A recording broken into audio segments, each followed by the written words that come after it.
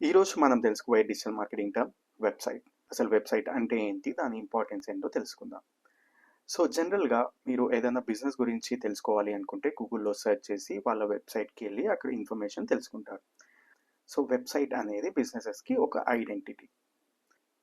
సింపుల్‌గా చెప్పాలి అంటే ఇంటర్నెట్‌లో మన బిజినెస్ గురించి గానీ, ప్రోడక్ట్ గురించి గానీ, సర్వీసెస్ గురించి తెలిపే ఒక పర్మనెంట్ అడ్రెస్.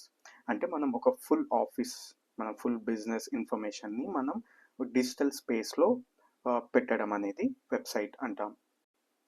సో, ఇది ఎందుకు ఇంపార్టెంట్? సో, ఫస్ట్ వన్ వచ్చేసి trust and credibility. So, website ఉండడం వల్ల మన బిజినెస్‌కి గానీ, మన సర్వీసెస్‌కి గానీ ఒక ట్రస్ట్ అండ్ క్రెడిబిలిటీ అనేది బిల్డ్ అవుతుంది. Second one lead generation. So, మన వెబ్సైట్ యూజ్ చేసుకొని మనం మన బిజినెస్‌కి గానీ, ప్రొడక్ట్స్‌కి గానీ, సర్వీసెస్‌కి గానీ లీడ్స్ జనరేట్ చేసుకోవచ్చు.